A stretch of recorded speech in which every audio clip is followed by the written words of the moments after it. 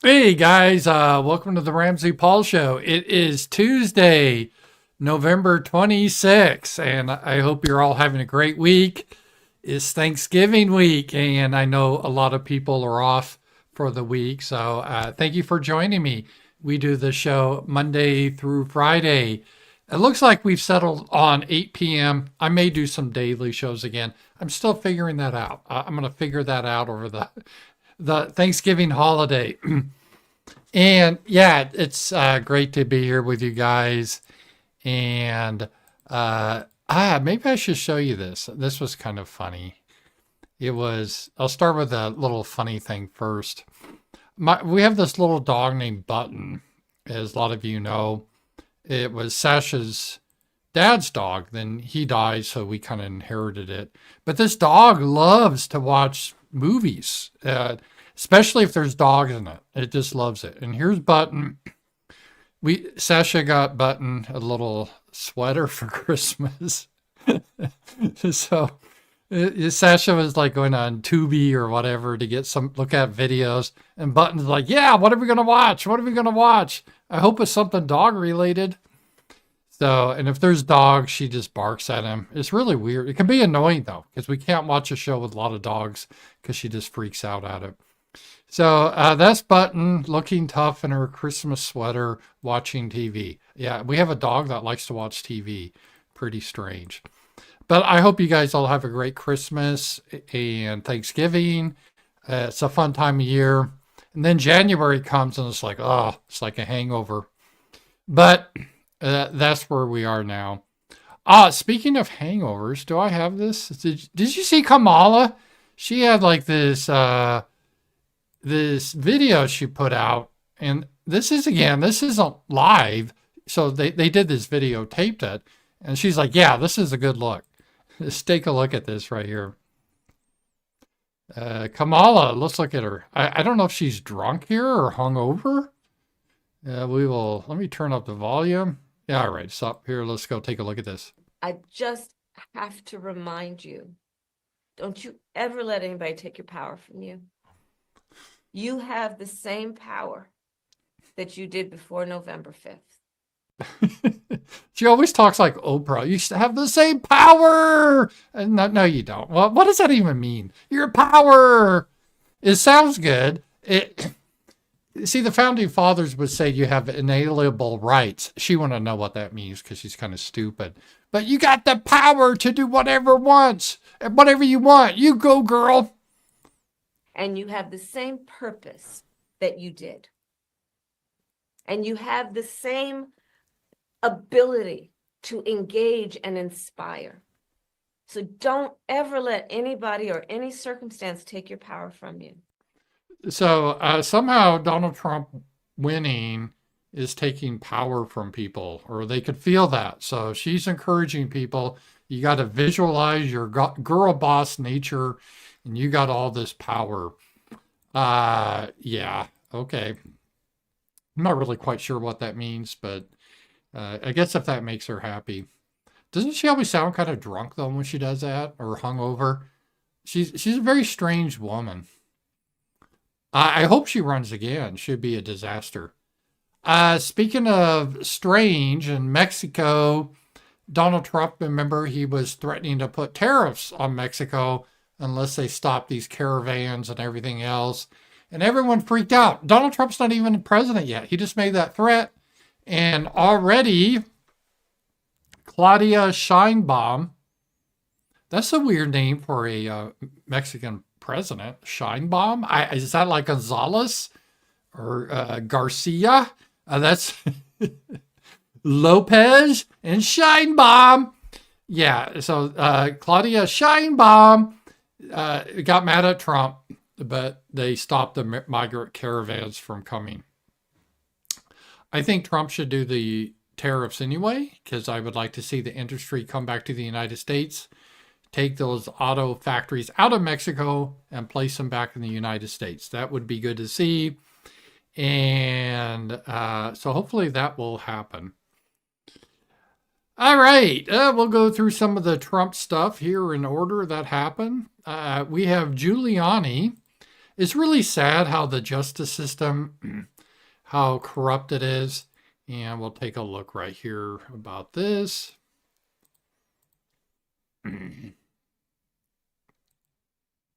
Here it is. Reality is, I have no cash. It's all tied up. So right now, if I wanted to call a taxi cab, I can't do it. I don't have a credit card. I don't have a checking account. I have no place I can go take cash out except a little bit that I saved, and it's getting down to almost nothing. I have a business. I can do business expenses.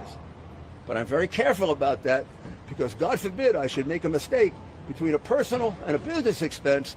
Unlike Hunter Biden, I go to jail right away. Yeah, this is part of the persecution we have in America. It's not only the legal system, but the people that are unpopular, and again, not Hunter Biden, or not, it's not even popularity, who are out of favor with the regime. They get punished outside of the government via the banking system and so forth. And it's ridiculous. I hope Trump takes care of this. This should be illegal. If you're a bank, it should be illegal to debank anyone unless you're a convicted terrorist. Just because you have a different point of view, that shouldn't be a reason to debank you. That should go for PayPal too and all the credit card companies. It's really outrageous. And the reason they do that is they want to intimidate people not to speak out against the regime. They tried that against Donald Trump, but it didn't work. He won anyway. But we definitely need to reform that. All right, getting back to Mexico. Let's see here. And this is from the other point of view about the tariffs. And I will take a look at the arguments here and reply to them. Breaking, Mexican President Claudia Sheinbaum hits back hard at Donald Trump with a dire warning after he announces his disastrous tariffs. Well, tariffs are nothing new in this country. We built this country based on tariffs. They help to ensure that jobs stay in America, so we grow our communities. Without tariffs, you fire people in America and hire them in India or Mexico. And while you can get some products cheaper, that's true, it destroys the communities, it pushes people out of work, and it hurts your tax base. So let's take a look at this. This is what a real leader sounds like. 70% of the illegal weapons seized from criminals in Mexico come from your country. We do not produce these weapons, nor do we consume synthetic drugs. Oh, that's irrelevant. Tragically, it is in our country that lives are lost due to violence resulting from meeting the drug demand in yours. Well, but they don't have to send the drugs here. That's their choice to do so. And the reason the drug cartels operate in Mexico and not the United States is in northern Mexico, they control the territory. Sheinbaum doesn't control it. The cartels control the territory. And because they can't control that territory, Trump says he'll go in and fix that. So just because Mexico is so corrupt and weak, they can't control their own territory, we'll have to come in and fix it. Let's see. Our tariff will follow another and so on until we put our common businesses at risk. Trump's suggestion that he will implement a 25% tariff on Mexico and Canada is utterly moronic and will only succeed as skyrocketing prices. Well, no, what it will do will make it less incentive for companies to have factories down in Mexico or even Canada. And then we will actually build the factories in the United States. We have to do this. We have to do this to build up our country back. We've been deindustrialized. Tariffs are a way to do it. Plus, with tariffs, they're a tax. So as the goods come in, that tax is put into the treasury. For this reason, I believe that dialogue is the best path to peace, understanding, and prosperity. Well, talking about something forever doesn't do anything. You need to do actions. This isn't an Oprah set where we talk about our feelings. No, we got to get some action too. So the globalists are really scared about tariffs. That's good. They need to be scared because we want to build up America again. And I'm 100% for tariffs. Would that mean initially prices go up? Yes. But it also means restoring and building back cities like Flint, Michigan, like Fort Smith, Arkansas, like Rockford, Illinois. We could see those cities start to prosper again as companies are building factories there again. Because right now, part of the reason they go to China or Mexico, you could put a factory down in Mexico, pay people a lot cheaper. You don't have to have the same health or safety concerns. You don't have the environmental regulations. No, we're not going to do that business. If you're an American business, this is our country. You got to play by the rules. You just can't outsource it all. If you do, we'll tax you. So I think that is a good thing. And I would like to see that continue. So I'm fine with that. A lot of the old school, like libertarians, were against tariffs and the free market type people, free trade. That sounds good. Well, how can you be against freedom? But as Pat Buchanan said and Ross Perot, if you don't have tariffs, it's just going to the lowest common denominator and you're going to suck the jobs out of America. We've already tried this, so it's not a theory. We know what happens. It destroys cities in America.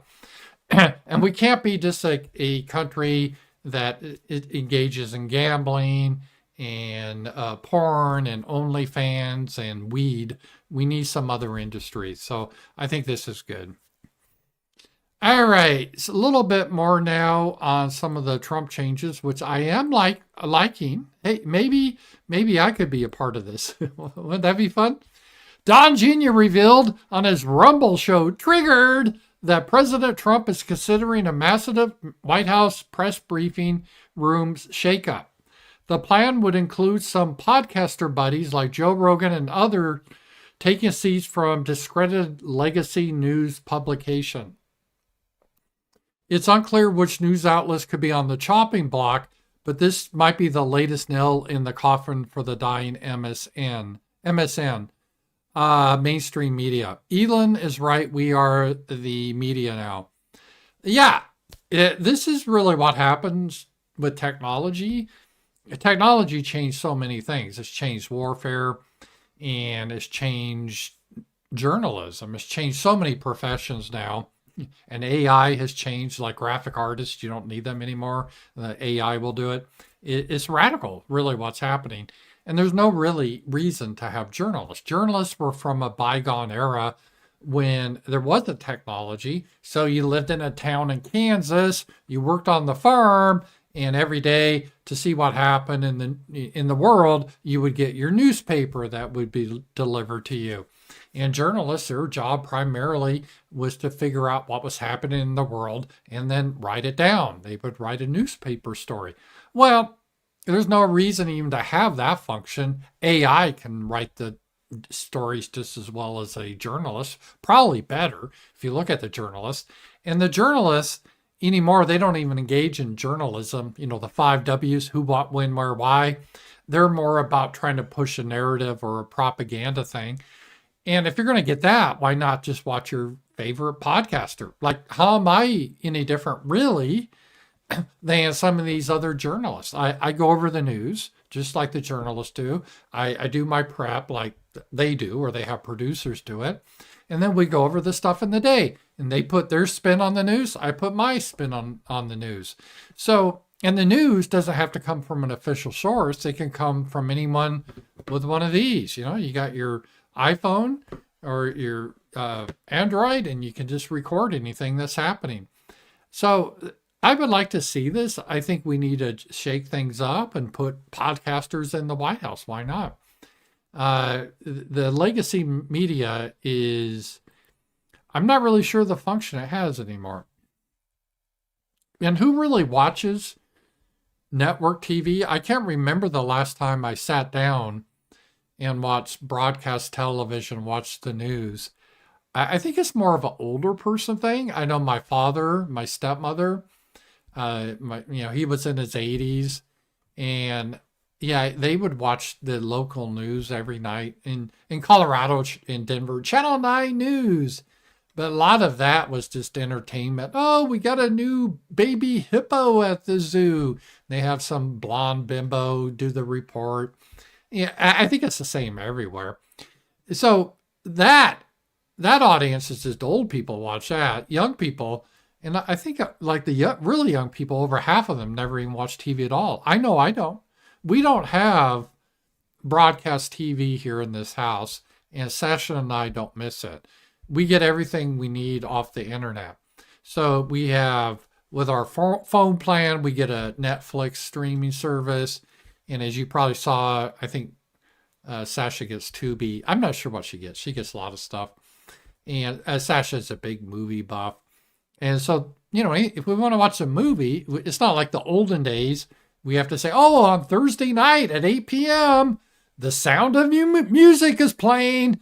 Circle that. Make sure you're home by then. I mean, it just seems so ancient, that type of philosophy. Now you just stream on demand. Whatever movie you want, you just see. I'm usually cheap, so I don't want to pay for it. So we look at the free services and say, oh, let's see what's on Netflix. Are there any movies we want to see? In fact, after the show tonight, we'll probably go watch a movie tonight. So, but we don't have broadcast TV, and I really don't miss it.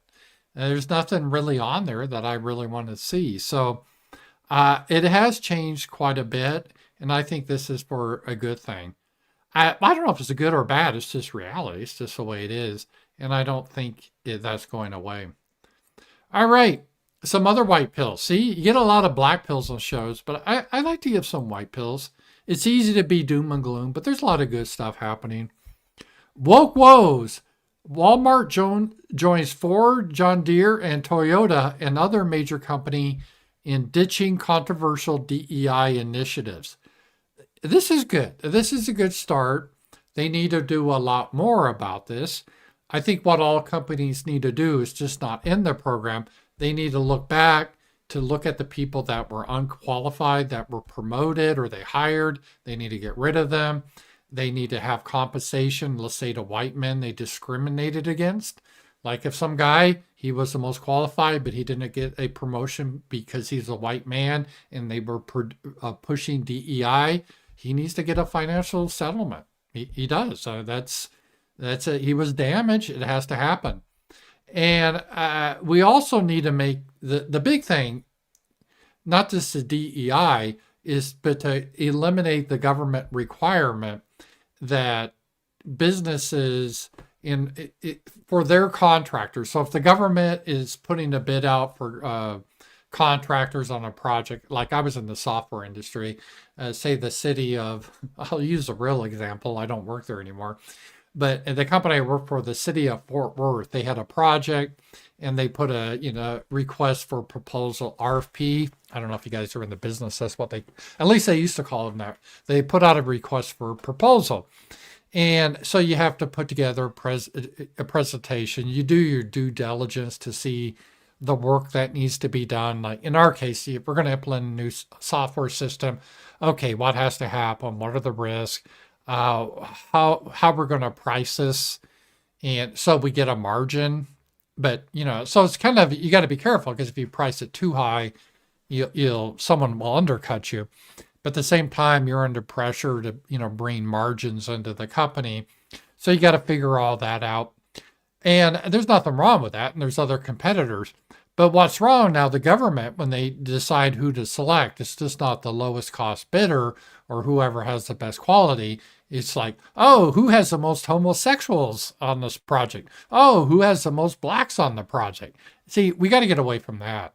And that, I could tell you from experience, and I'm not bullshitting you, was a consideration. So you had to throw minorities in those positions, even if they weren't qualified, just to satisfy this government requirement. We need to eliminate that government requirement. And I think a lot of these companies like Ford, John Deere, and Toyota, they weren't doing this because they really believed in it. Companies, they just want the government off their ass, and they saw the government was on their ass because of this DEI stuff. And it was kind of building ever since, I think, Obama's, when this really kind of started, and all this obsession with racial hierarchies and all that bullshit. So it was really building. but it kind of hit the apex with the whole George Floyd, and that drug addict became a saint. And oh, we can't arrest blacks anymore. And yeah, we got to have a black in every commercial. It just went crazy.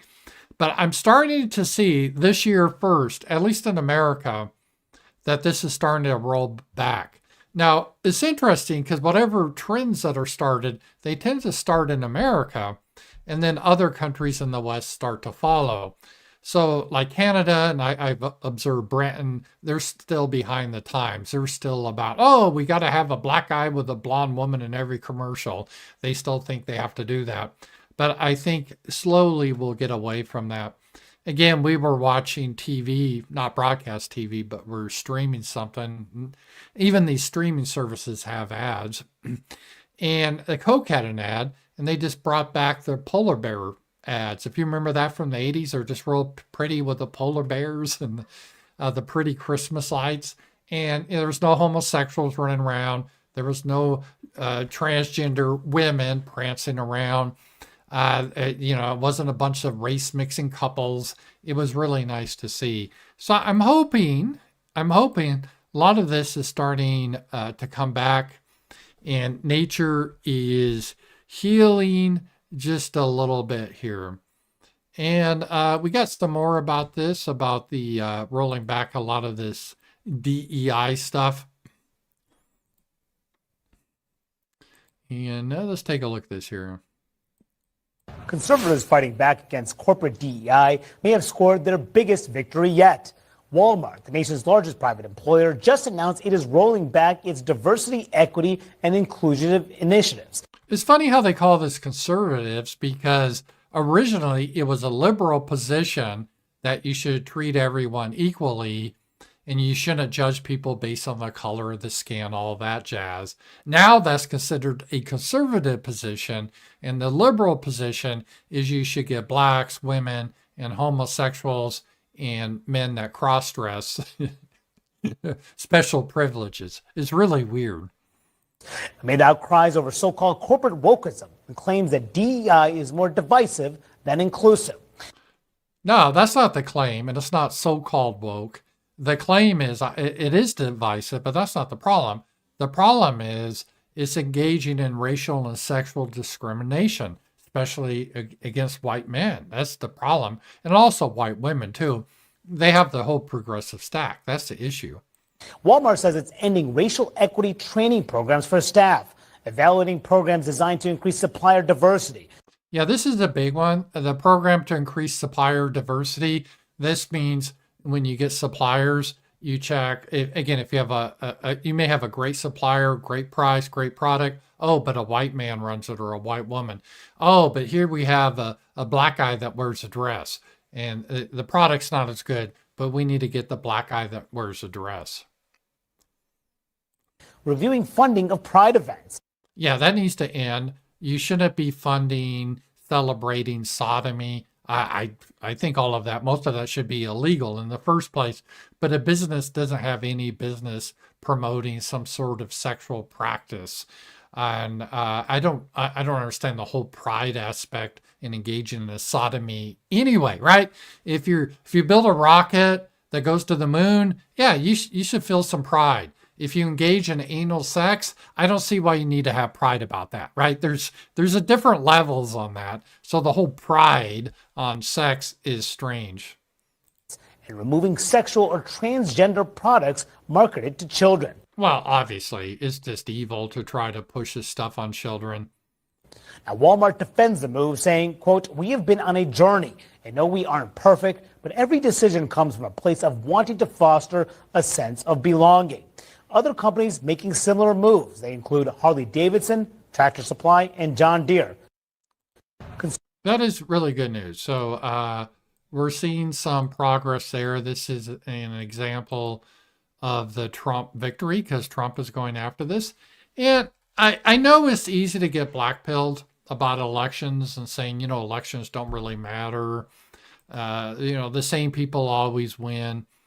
But they do matter. There are results.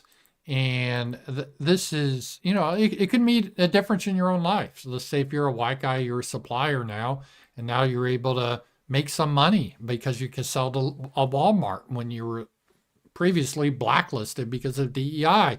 This would be a hypothetical situation. It has a real impact in your life. And I've said this before about voting, and I live in a red state, Arkansas, and it made a difference. Like during COVID, we didn't have shutdowns of businesses, and we didn't have mandatory mask mandates. That made a real difference in my life. So it wasn't just theoretical, it was a real difference. So I do think there's a lot of this that happens. And yeah, so I do think it does make a difference to vote. We may not always get what we want, but we gotta take the good. We gotta get all we can. All right, I'm liking this border czar more and more. He's looking a lot better than Kamala was. So let's take a look at this guy here. Well, look, me and the Denver mayor, we agree on one thing. He's willing to go to jail. I'm willing to put him in jail because man, how badass is that? I love this guy. This guy's like out of a mafia movie, like the strong man, Luca Brasi. there's a statute. It's Title 8 United States Code 1324 III. And what it says is, it's a felony if you knowingly harbor and conceal an illegal alien from immigration authorities. It's also a felony to impede a federal law enforcement officer. So if we don't want to help, that's fine. He can get the hell out of the way. But we're going to go do the job. President Trump has a mandate for American people. We got to secure this country. We got to save American lives. And I find it shocking that any mayor of a city would say, President Trump's been clear. We want to concentrate on public safety threats and national security threats. I find it hard to believe that any mayor or governor would say they don't want public safety threats removed from their neighborhoods. I mean, I don't know what the hell is going on in Denver, but we're going to go and we're going to fix it. Yeah, I don't know what's going on in Denver either. Well, I kind of do. But that's a sad situation just because of what happened here.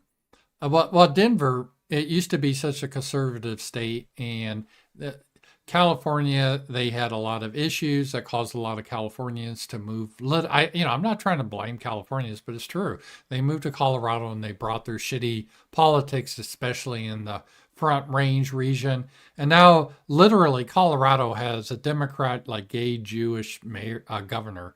That's where we are. Let's see. Rojas wanted me to show this video. We'll see this again, Rojas. I think I've shown this before, but we'll see this again. So let's see here.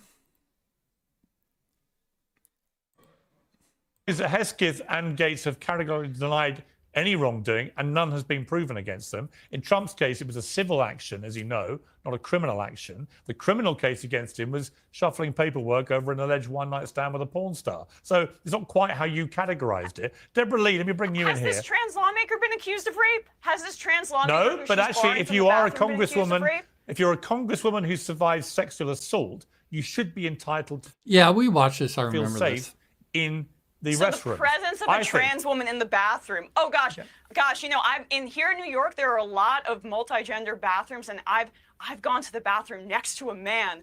Oh my goodness, it was so fearful. What was I going to do with the rest of my life? I mean, if I found you lurking next to me in a men's restroom. Well, see, in the running, that's why I don't like Piers Morgan. I've seen this video before, and it shouldn't be about bathrooms. It should be about just basic public morality, that we don't want men dressing up like women, because the family is the building block of a civilization. And if you're going to do perverted things, you need to do that in the privacy of your own home. And we do not. So if you're, in this case, if you're in Congress, if you dress like up, if you're a man, you got to have the male dress code and use the male restroom. It's not a matter of safety per se. It's a matter of decorum and civilization. That's what it's a matter of. But someone like Piers Morgan can't argue in that sense. So, yeah, thank you for that, K-Max. I did do that one before, though, but thank you for that. I appreciate it. All right. That was a rant, so that was good. All right. So what, Tom Homan, I really like this guy, what he said about enforcing immigration law. So yeah, if the Denver mayor wants to go to jail, we'll put his ass in jail. We'll put him in jail with the illegals. See how he likes that. So I think that will be good. All right, the other thing that's been in the news, I don't know if it's true, but I remember when there was rumors that Elon Musk was going to buy Twitter, everyone was like, no, I don't think that's really going to happen. In fact, he tried to back out of it, but he couldn't. And now he's got Twitter and the rest is history. But he's been kind of making noises, and I thought, well, I don't know if this is really going to happen. But he's talking about buying MSNBC. That's hilarious, because if he bought that, they're the most left-wing broadcast. He could turn it into a legitimate broadcast. And Elon Musk is kind of pushing this. The legacy media is all about pushing ideology. They don't really do reporting anymore. They do propaganda. People who still rely on legacy media content as their main source of income are therefore gravely disinformed. Yeah, I think this is one of the reasons Elon may want to buy MSNBC, is so he can reach the older people that don't, they're not on Twitter or whatever. They still watch TV, legacy. So I think that would be good if that happened. We will see. I'm still skeptical that he will buy MSNBC, but it would be funny if he bought it and got rid of Rachel Maddow. That'd be hilarious. And this is another one of a Tom Homan clip here. Let's take a look at this. I just love how he just gets to the point. It's kind of like the Chad guy, that meme where he goes, yes. He doesn't give a lot of explanation. So let's see here. Yeah, here we go.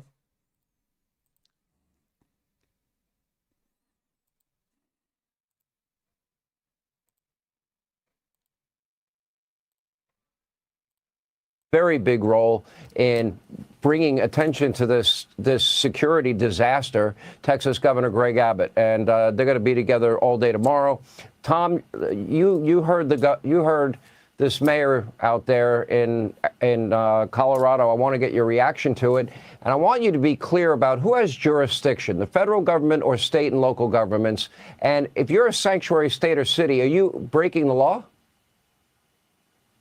You're absolutely breaking law. All you have to do is look at Arizona versus U.S. You'll see these breaking the law. But look, me and the Denver mayor, we agree on one thing. He's willing to go to jail. I'm willing to put him in jail. Because there's a statute. It's Title 8 United States Code 1324 III. And what it says is, it's a felony if you knowingly harbor and conceal an illegal alien from immigration authorities. It's also a felony to impede a federal law enforcement officer. So if we don't want to help, that's fine. He can get the hell out of the way. But we're going to go do the job. President Trump has a mandate for American people. We got to secure this country. We got to save American lives. And I find it shocking that any mayor of a city would say, President Trump's been clear. We want to concentrate on public safety threats and national security threats. I find it hard to believe that any mayor or governor would say they don't want public safety threats removed from their neighborhoods. I mean, I don't know what the hell is going on in Denver, but we're going to go and we're going to fix it. If he don't want to fix it, if he don't want to protect his communities, President Trump and ICE will.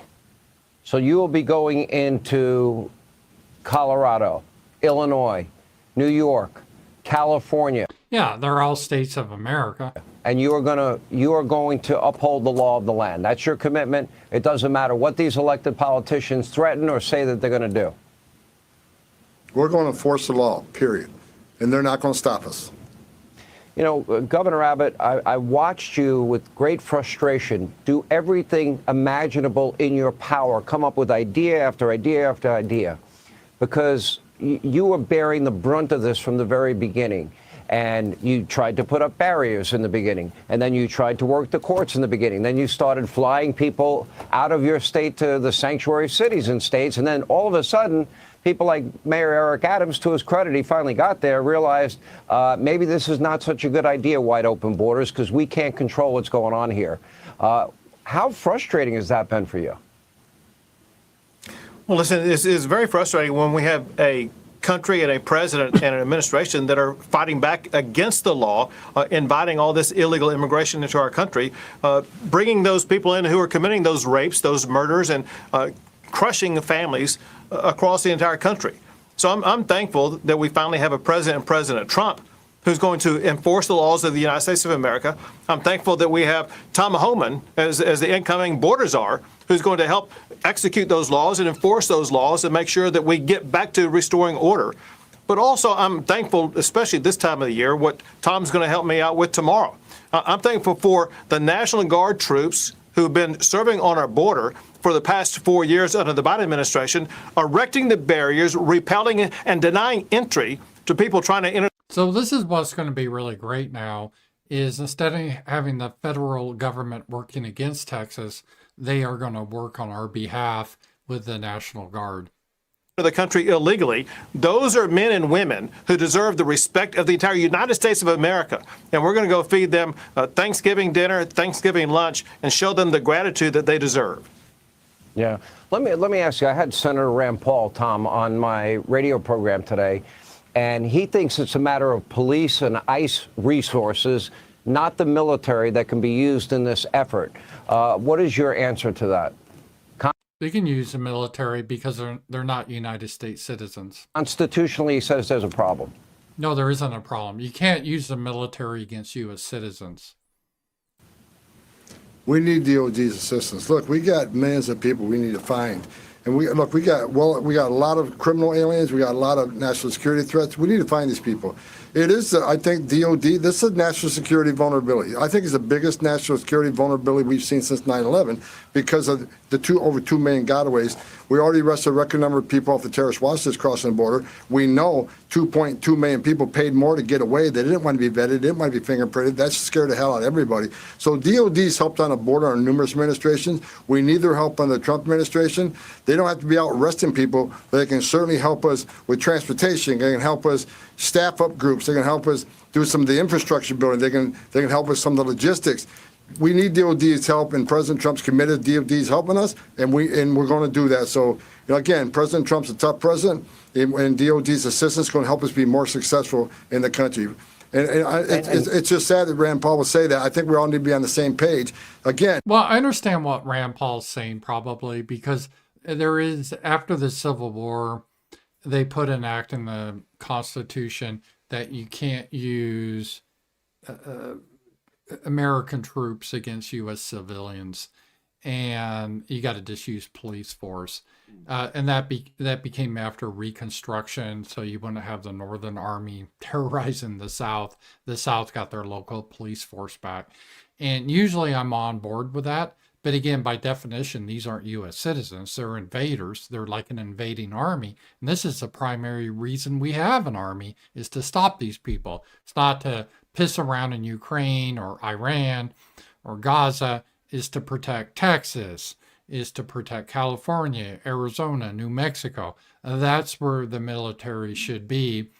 And so I understand Rand Paul. I wouldn't want the military to do like a Waco and, do that sort of thing to American citizens, but they have a right to protect us against invaders. And we all should be on the same page. We're talking about the biggest national security vulnerability we've seen in this nation. We all should be on the same page. Republicans, Democrats, Independents, everybody. Well, don't count on the Democrats because all they're doing is preparing to be resisting every effort you make, and why they're putting the so-called rights, which illegal immigrants obviously don't have, over the safety and security of Americans, the drugs, the cartels, the gangs, the known terrorists in the country is inexplicable to me. Governor, you have used the National Guard. You have used it successfully. Would every state be able to start with that and add to the ICE personnel as well? All right. I'm not going to watch the ad, but I'm pretty white-pilled about that. I think we got a great guy and the borders are, and it should be good news with that. So let me just see here. Take a look here. And okay, let's take a look here. Take a look at some of the Kamala and the left stuff here. This was interesting, an interesting admission. If you take a look at this. Kamala campaign aides. Internal polling never had her ahead of Trump. So all the bullshit you had of oh, Kamala's winning and all that. They never had her ahead of Trump. Their internal polling. I kind of thought that too. They kind of looked like they knew she wasn't going to win. But the media, again, as Elon Musk would say, the media, they no longer report honestly. They were just cheerleaders. And they were pushing out fake stuff like, oh, Kamala's winning by 10 points in Iowa and all that bullshit. She lost by 10 points. So, yeah, it was all nonsense. Now that the election's over, we're getting the truth here. And that is where we are there. All right. Let's see here. Governor Newsom has been attacking Trump and Elon Musk. So let's take a look at this. He's the governor of California. Governor Gavin Newsom's promise to Trump-proof California law may have met its first test.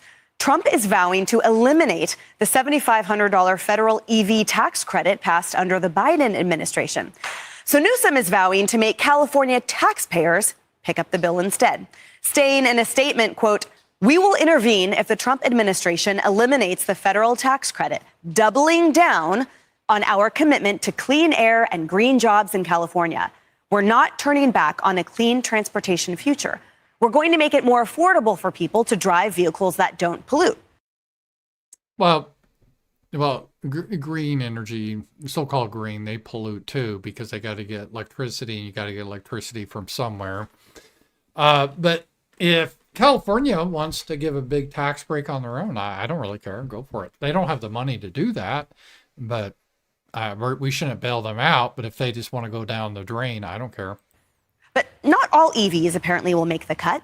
The California version of the tax credit is reportedly expected to exclude Elon Musk's Tesla vehicles. And people are scratching their heads wondering how California can even afford Newsom's. Well, and this is amazing. So this is where we have, it's really anti-American. So yeah, well, we'll have a tax credit for all electronic vehicles, except for Elon Musk, because we don't like him, because he allows people to speak freely on Twitter. We can't have that in America. We got to have censorship. Plan. The state is facing a $2 billion budget deficit. Just a few days ago, the state's nonpartisan legislative analyst office warned it, quote, does not have capacity for new commitments. Dagan, I think a good euphemism for, bro, we cannot afford your ridiculous ideas. Gavin Newsom's clearly running for president, and he somehow thinks it's a smart idea to pick on Elon Musk. When Ro Khanna on X said this, Tesla makes over 550,000 vehicles in Fremont, in my district, and employs over 20,000 people. Let's not play politics with keeping manufacturing in California. It would be foolish to exclude Tesla. Yeah, if I was Elon Musk, I would just shut down the factory in California and move it to Texas or somewhere like that. I would do that right now anyway. Have we learned nothing from snubbing Elon Musk at the Biden EV summit? In terms of electric vehicles, California in a decade is going to ban the sale of all new gasoline-powered automobiles. So all electric. They have to import their electricity into the state. California imports more electricity than... Yeah, and this is a problem where the left, they live in fantasy land. Oh, they want this energy, but they don't want to generate electricity. So they want to have all these electric power cars, but they don't want to have nuclear power plants to create electricity. And they don't want to generate electricity. They just want it to be magic. That any other state, between 1/5 and 1/3 of its electricity supply has to come from outside of California. All Gavin Newsom can do a year ago, went to China to drive a BYD electric vehicle and said, look, who needs a car when you can have a car and a boat? like some low-rent Ron Popeil. That's Gavin Newsom. And Doctor, I mean, literally right now, Donner Pass is flooded with snow. It's one of the coldest Decembers on record. So how does he think the good people of California are going to take their electric vehicles through the snow? I mean, he doesn't account for the transition, but that's the whole point, that it's virtue signaling. It's not an actual intelligent plan. Bingo, it's politics. It's not reality. Now, I will give a little bit of a nod to Los Angeles. Somehow, over the last 30 years, By the way, I like the Christmas trees they already have up. Those are nice. you can actually see down the street, but that is not due to Gavin Newsom. And when it comes to electric vehicles, look at this, Emily.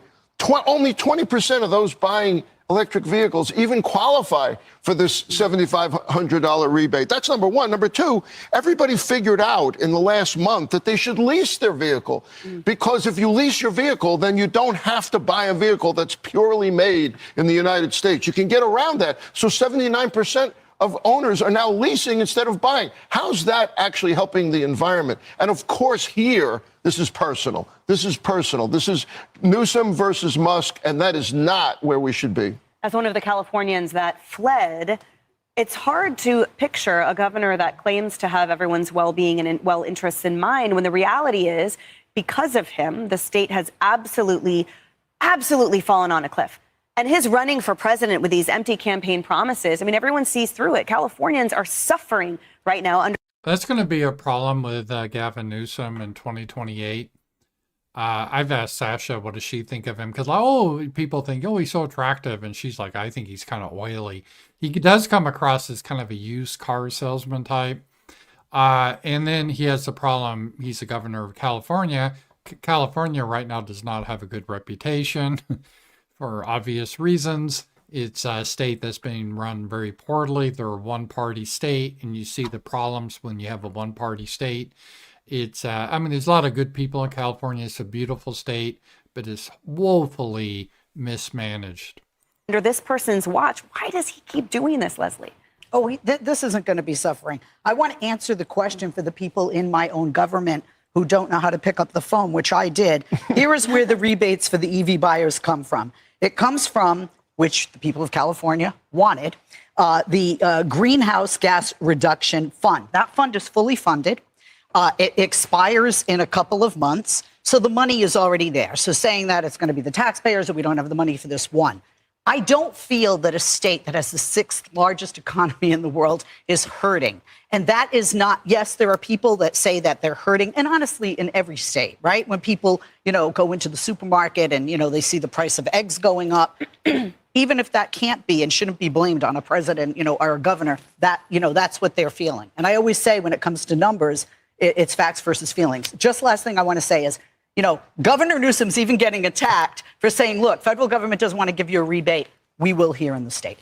But Kayleigh, the state is $2 billion in debt. And the nonpartisan legislative analyst in the comptroller's office said specifically, we actually can't afford this. So those are the facts against the landscape that Governor Newsom is combing his hair and running for office. I mean, I love you, Leslie, but the only statement I agree love you, with... Bob. You have button the gates, as you say before. But the only statement I agree with that you said is I agree with facts, not feelings, and I believe in numbers. I do too. And the National Association of Realtors found that 87,000 professionals left the state of California in the last 3 months. That's according to the Washington Examiner. They did a fantastic report on this. And where did they leave for? Texas and Arizona. Can you please, because we like facts, can you please look at how many people Let me add more facts to that. Washington Examiner. The carbon fuel standards in California, I hope you guys like it out there because it's going to cost you $1,000 more a year in taxes. That's the great state of California. And if this is so popular, EV mandates, then why did Kamala Harris's team put out a fact check and say she is not for EV mandates? She distanced herself. She ran like a crazy person away from it because it was unpopular in the election. And yet she still lost. So Gavin Newsom, I guess take a page from Kamala. She didn't win, but at least she had the courage to run away from EV mandates. Yeah, I think we've seen a turn now, too, on this whole Gaia, climate change nonsense. Which is different than protecting the environment, because conservatives like myself, I believe in protecting the environment. I don't want pollution. And so I'm not against that. But this whole, you have to look at this stuff that pollution isn't necessarily evil. You just have to manage it. There's always trade-offs. And unfortunately, we're in a situation where people don't understand those trade-offs. So this is where we are. So yeah, it's pretty bad there. All right, let's see here. So that was what was happening on the left here with Gavin. I used to think Gavin would be the leader in 2028 or the front runner for the Democrats. I don't think so. I think it's Josh Shapiro now in Pennsylvania. I think he's the governor of a very important battleground state. He at least gives the impression he's not that radical. Pennsylvania doesn't have the negatives that California does. So I think he would probably be more the leader to go into, the front runner to go in to the 2028 convention. All right. Something we've been having here, an issue, is a lot of the neocons have really been panicking because Trump wants to wrap up the war in Ukraine. Before the election, he was pretty adamant about that. He was talking about all these people that died, and he was saying if he was president, it would have never happened. But now he's going to wrap up this war and end it. But he never really gave a lot of specifics. And how are they going to do the negotiations? But the neocons and the globalists are in a panic because their whole Ukraine project is falling apart. Because they had this idea of using Ukraine to eventually doing a color revolution in Russia. So they could break Russia apart. BlackRock could come in there and loot it like they do. The usual suspects could do gay pride parades in Moscow. They could teach the little boys in Moscow they're actually trapped in the wrong body. All that bullshit they were planning to push onto Russia. And because this is their ideology, they're very religious. They're kind of, wokeism is a religion. It doesn't have God, but it's still religion. So this was their directive long term. And part of the strategy was Ukraine. And now the whole Ukrainian part is falling apart. And that's why they're so adamant to have Ukraine win and Russia lose. And that's why they've been trying to push a narrative for the past couple of years that Russia's losing, Putin is dying of cancer, they're out of missiles, they're having to just fight with shovels, all this bullshit. And it was bullshit. And part of it, yeah, I get, was just war propaganda. Every war has propaganda where they put out to try to keep up the morale, because they probably think, oh, we got to put on a happy face on this so people will fund, because people don't want to fund a losing effort. Because let's say if the war is lost by Ukraine, then all the money we spent on that was a waste. It was pissed away. So they got to put a happy face on it. But I think another part is this modern idea, and it's not really modern, there's just kind of a form of Gnosticism, but that reality is not really real and you can wish things into existence, kind of like Oprah and The Secret. And it sounds kind of crazy, but they really do believe in this. If they all say the same mantra, it will come true. So if we all believe really hard that Santa Claus is real, maybe he will be real. And that's the kind of thing. If we believe that a man in a dress is a woman, and we all say that, it is a woman. And if we believe that Ukraine is winning, even though Russia's winning, but if we just believe in our heart of hearts, it will happen. It's a very immature, primitive way of thinking. You think savages think that way, not civilized men, but it's become popular. So that has been, I think, part of the impetus for lying and making up all these lies. But eventually reality breaks through. So now they think their only way out now is to try to spark like World War III with Russia or get United States involved. And we saw this today. NATO considers preemptive strikes amid rising tensions with Russia. That would be disastrous. We don't need to be in this war. I don't know if we will win the war. Russia seems to be ahead in missile technology. They just fired a experimental hypersonic missile. We don't understand how it worked. You have to remember, the Russian people, they're fairly smart people, so are the Chinese. And they're in their research labs. We used to be the top research labs. But now we have to worry about, do we get the best people for our labs, or do we get people that engage in sodomy? Well, we got to do the sodomy first, because that's what we're about. That's who we are. But that's not who they are in Russia or China. They can just pick the best people. And I think they have really closed the gap in the technological development. And in some cases, they have exceeded where we are, especially in missile technology. So I don't even know if we would win the war. We always assume we'd just win every war. Well, that's, you can find out the hard way that may not be the truth. So yeah, that is definitely a possibility. So I hope this doesn't escalate, and I don't think it will, because Putin is smart enough to understand what these people are doing. And he understands that he might be able to make a deal with Trump. So he doesn't want to jeopardize that just because these people in the West are trying to escalate things. And we have more about that, for example, right here. Biden, well, it's not really Biden. He doesn't know what he's doing, but whoever controls them makes a last-ditch ask of Congress for $24 billion to help Ukraine. Yeah, we don't have the money. How many billions have we spent on Ukraine and Israel? It's just incredible. If we didn't spend that money on Israel and Ukraine, we could have like a high-speed train system. We could improve our infrastructure, but instead we pissed away the money on all these crazy wars. And I hope Congress rejects that, but they're definitely trying to do, get this into progress. All right, let's see on the economic side here, what's happening.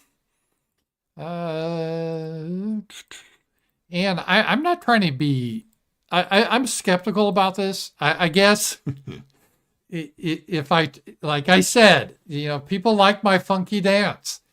And someone on the comments of the Rumble video said, hey, RAMZPAUL, if Trump's able to eliminate the income tax, will you do a funky dance? I will do a funky dance every day, if that's the case. I will funky dance just through my life if they got rid of the income tax. I don't think that's going to happen because it's got to go through Congress, and it's just not it. The same with Dodge. I like the idea, the Department of Government Efficiency is to get rid of waste. And who's for waste, right? No one's going to say they're for waste. And this isn't new. I believe in Reagan, they had the Grace Commission, did the same thing. And the problem it always runs into is because everyone theoretically is for eliminating waste.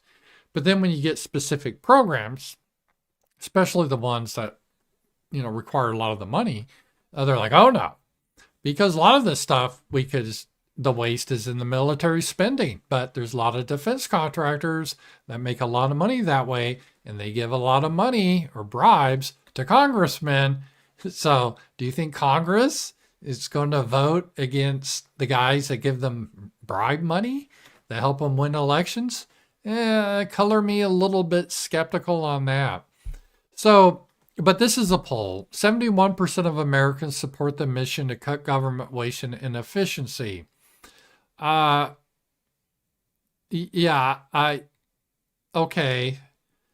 Again, who is for waste? That'd be like having a poll. Do you support having a good government? Unless you're an anarchist, most people say, yeah, I support good government. Should we have moral and ethical people in government? Have that as a poll. Well, what do you think people are going to say? No, we want bad people. So it's a little bit, I'll believe it when I see it. And yeah, there's always these silly stories where they spend $100,000 on one-legged transgender lesbians in Brazil, rainforest. I know those exist. And they're kind of funny and they should be cut. But that's not really where the massive spending is. The massive spending is defense, plus paying off the debt, Medicare, and even Social Security. So the big ones, where are you going to get the savings here? That is going to be the big thing is. Let's see here.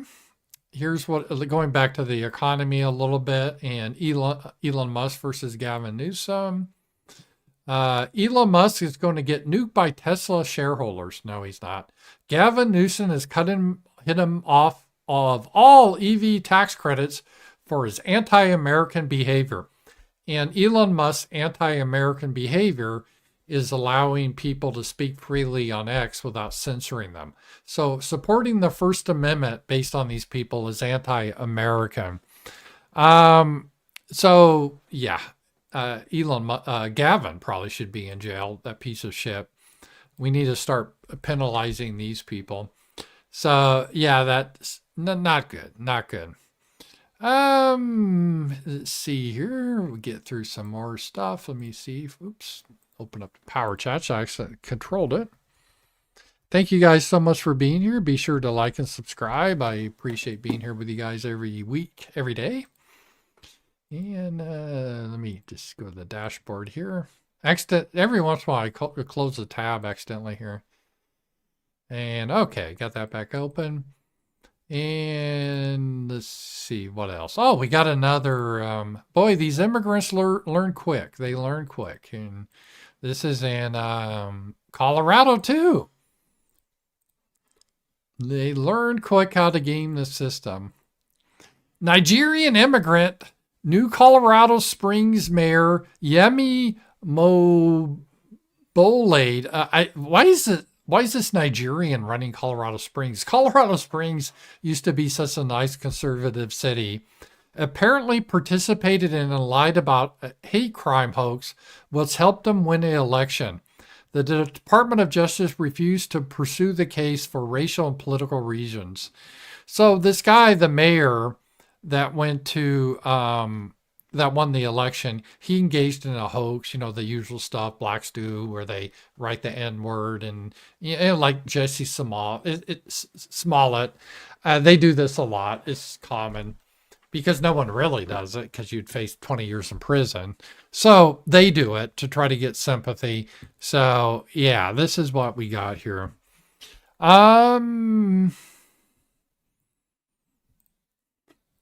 Look some more here. All right, this was kind of funny. Let's just take a look at some of the intelligence of our diversity here. And we share the screen here. Can you name me 3 countries that start with the letter R? See, Romania, Russia, Rhodesia. I don't know. Rectangle? Can you name me a rectangle country that's never been colonized? And what did you say? Country that's never been colonized. Yellow? Yellow? Can you name me a country that starts with A but doesn't end with A? Name a country that has never been to war. USA. Or Germany. Name a country that has never been bombed. Probably like Japan, maybe Iraq. Japan, Iraq. Can you name me 2 countries in Africa that start with the letter A? That's a good question, No? That's a good question, homie. He's probably going to stab him. What do you think is the oldest language in the world? What do you think is the oldest language in the world? Happy birthday. What is the most bombed country in the world? Bombaklat. Can you name me 3 countries that start with the letter R? Yeah. So people are pretty stupid. That was kind of funny. So yeah, these are the people we're importing in. It's pretty crazy. But this is it. This is what we have here. All right. Now some black pills. I don't like black pills, but this is what we got to clean up. I was in Memphis just recently, and I was warned, don't stop there for gas because there's a lot of a certain demographic that likes to rob people. And fury in Memphis after attempted murder suspect who ambushed FedEx employee walks free without bail. And they had, looks like the, is that the judge, that black woman? I don't know. And there's that nice guy. And it's difficult. This is the problem we have. A lot of black juries will not convict their fellow blacks for attacking whites. This is why it just doesn't work. Diversity doesn't work. we need our own places. And this is what happens. You saw that with the OJ verdict. That was kind of a red pill for a lot of people. And this is how it happens. There was another statistic that was out. Let me show you this. You guys probably have seen this statistic before, but I think it's good to go over. This is median household income and the share of births to unwed mothers by race in 2019. And there's a huge correlation between single mothers and poverty. So if a child has a mother and father, they do a lot better, obviously, than just a mother. And what happens a lot is blacks, by far, 70% of blacks don't have a father. And they also have they have the lowest income. So obviously that there's something to that, but it's not necessarily that not having parents is what causes the issue. It could be a racial reason why you don't have parents. So you're kind of saying really what is responsible. So the idea, let's say if you have a different mental makeup than, let's say, an Asian, you're probably less likely to be faithful and stay with someone. And with blacks, it's over 70%. Hispanics is high, 52% are unwed mothers. And whites, 28%, that's way too high, but it's still not, the majority of whites do have a family. Asians are very low, though. You don't have many Asian women. And I think this means Northeast Asians, as we say in the United States, meaning like Japanese and Chinese. So that is a big correlation there and is an issue. The problem is, how do you get blacks fathers to stick around? And I don't know if there really is a way to do that. You could say, oh, tax benefits, and they don't think that far in the future. That's not going to work. So you really have a hard time with that. I don't really think. I think because of biological reasons, it's for the most part never going to happen. So yeah, that's it. And let's see here. Yeah, there's a lot of stuff I think we need to, hopefully with the end of woke, we'll start getting rid of a lot of this stuff. We need to end this. Parents outraged at Netflix show for toddlers at Cum Lane after show has boy dance and tutu for gay dads. Well, you can only have one father biological. So you have this black guy and a white guy that are homosexuals, and they have a little boy there in a tutu. Yeah, we don't need this. We need to get rid of that sort of stuff right away. And that will help out a lot there. It's really sad what happens when these people get involved in institutions. They utterly destroy them. And we saw that with the Boy Scouts. You remember the Boy Scouts, they try to hold the line of getting homosexual scoutmasters and everything, but they got sued to death. And then what happened? Then they got a lot of homosexuals that molested the boys, and they got sued, and they went bankrupt. And now this is the new camp director of the Boy Scouts. So you have a Black Power, it looks like something about abortion, something about homosexuality, and I think that's a woman. So no, when my dad was in Boy Scouts, and even when I was young, I was a Cub Scouts, not Boy Scouts. It was about learning how to shoot or how to do archery or camping or tie knots. It wasn't about how to give blowjobs, right? Or how to eliminate whiteness. So it's just really, really sad what's happened. Evil can never create. It can just corrupt and tear down. And that is what we're seeing happening now. A very sad situation there. All right, we have some foreign news out of Romania. I once went to Romania. I enjoyed my stay there. And it looks like in the runoff, Colin, I don't know how you say this, George Skoo, a 62-year-old far-right nationalist. Yeah, sounds good to me. An anti-NATO, pro-Russian ghoul. Yeah, we need more of those. Who praised ultra-nationalists versus just nationalists. Ultra-nationalists and Nazi collaborators won the first round of the Romania's presidential election. Woo, yes. I hope this guy wins. I don't know anything about him, but that is a good endorsement for me. I think the West will, if he wins, I think the West will do a color coup on him, because if they get in a war with Russia, they need they need to Romania to help support him. And but this is great. Maybe we're finally seeing some nationalists win again. So I hope that's the case. All right, here. Okay. Let me see here what we got. And all right, I think we'll see here. We'll just kind of wrap up a little early tonight. And this was kind of cute. It's a deer and a dog here.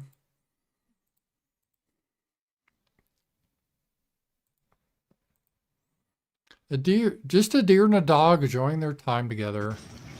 Aw, look at that deer.